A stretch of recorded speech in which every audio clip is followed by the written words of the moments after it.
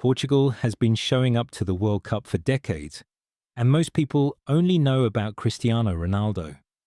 But the real story goes way deeper than that, and by the end of this video, you're going to understand exactly why this country punches so far above its weight on the world's biggest stage. So here's what this video is about. Portugal.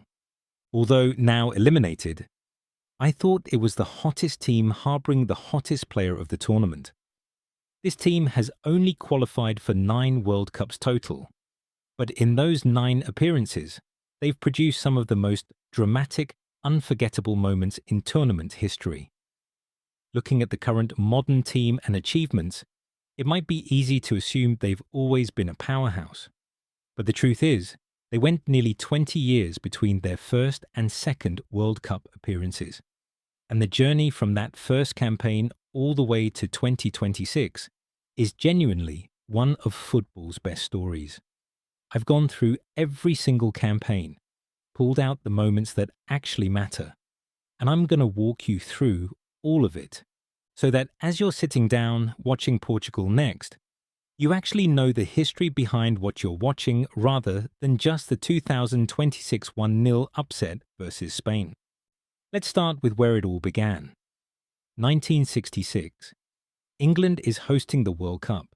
Portugal qualifies for the very first time, and nobody really knows what to expect from them. What happens next shocks the entire football world.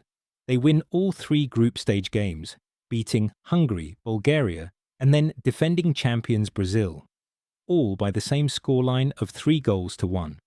That Brazil result especially turns heads, because Brazil had Pelé, and they were supposed to be untouchable. Portugal didn't care. They were aggressive, they were sharp, and they had a player who was about to become one of the greatest the game had ever seen.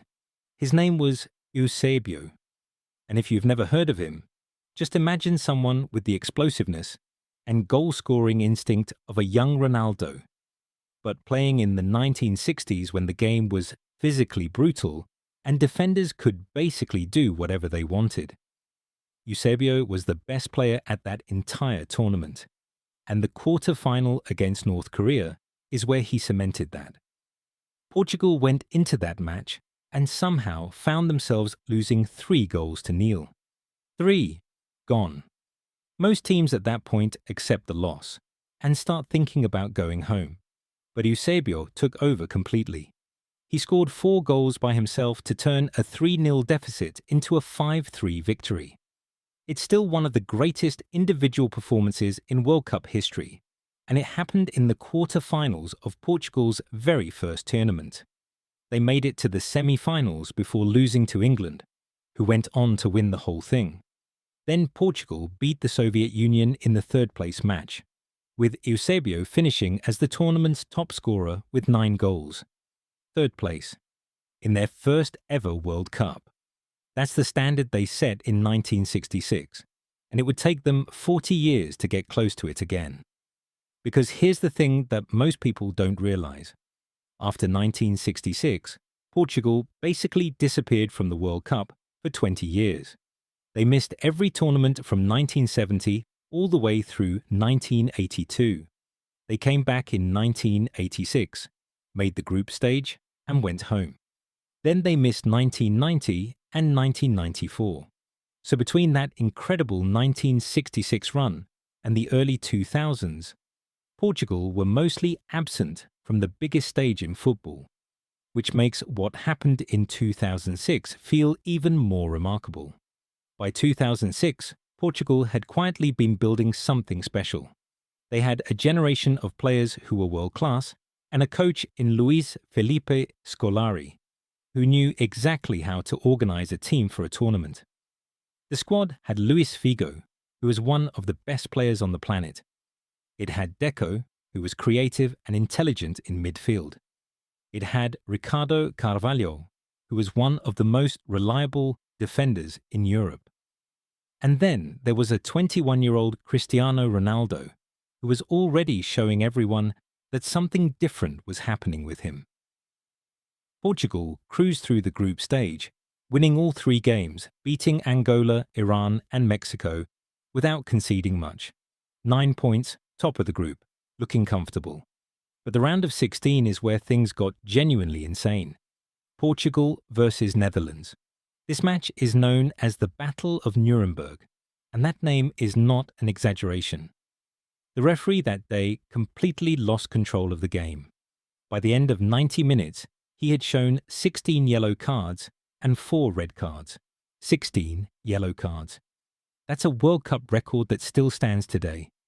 Players were flying into tackles, tempers were completely gone, and somehow in the middle of all this chaos, Maniche scored the only goal, and Portugal survived. They won 1-0 and moved on to the quarter-finals. But it was one of the most chaotic matches in World Cup history.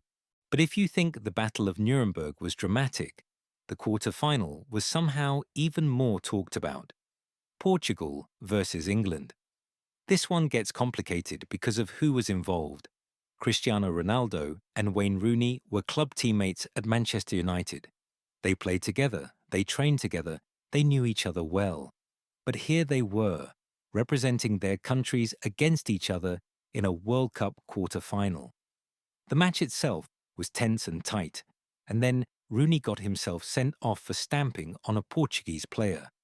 England were down to 10 men. And then came the moment that made Ronaldo one of the most controversial figures in English football history. After the red card, cameras caught Ronaldo turning toward the Portuguese bench and giving a very deliberate wink. England fans saw it and immediately interpreted it as Ronaldo celebrating or even suggesting he'd had a hand in getting his own club teammate sent off. Whether that's actually what happened is still debated, but the image of that wink went everywhere. It became one of the defining images of the 2006 World Cup, and it made Ronaldo unpopular in England for years. I mean, this is very funny. Go search Ronaldo getting booed and you'll get the complete pop-up. At Manchester United, whenever he gets the ball, the crowd goes from cheering and clapping to louder boos. So it's all boos when he gets the ball. Then the same happened, but this time he misses a shot, and the whole stadium starts to cheer. That was very funny. The match went to penalties after 120 minutes of 0 goals. And this is where Portugal's goalkeeper Ricardo became a hero. Ricardo had already done something similar at Euro 2004, so he knew how to handle a shootout. He saved crucial penalties. England missed their chances, and Portugal won 3-1 on penalties. Ronaldo converted his spot kick. England went home, again, on penalties. Again, Portugal were in the semi-finals for the first time since Eusébio's generation, and the whole country was alive with the possibility that this could be their moment. It wasn't. France beat them 1-0 in the semi-final, with Zinedine Zidane scoring from a penalty. Portugal had chances, but couldn't find a way through.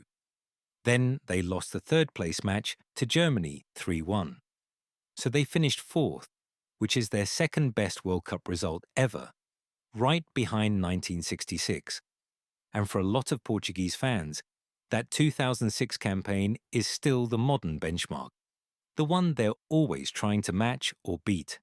After 2006, Portugal kept qualifying and kept performing respectably, without ever quite reaching those heights again. 2010 in South Africa, they made it to the round of 16 before losing to eventual champion Spain. 2014 in Brazil, they went out in the group stage. 2018 in Russia, they made the round of 16 again before Ronaldo's rival Uruguay knocked them out. Solid campaigns, but nothing that matched 1966 or 2006. And then came Qatar, 2022. Qatar was emotionally complicated for Portugal. Ronaldo came into that tournament with some off-field noise around him, and there were questions about his role in the team. But regardless of all that, he made history. He scored a goal against Ghana in the group stage, and that made him the first male player ever to score in 5 different World Cup tournaments. 5. It's one of the most remarkable individual records in the history of the sport. Portugal looked impressive in the group stage and the round of 16, and there was genuine belief that this squad had the quality to go deep. But in the quarter-finals, Morocco stopped them. Morocco, who were making their own historic run as the first African nation ever to reach the semi-finals, beat Portugal 1-0. It was a painful exit, and for many in the squad, it felt like unfinished business. The disappointment of Qatar didn't break that group of players. It motivated them.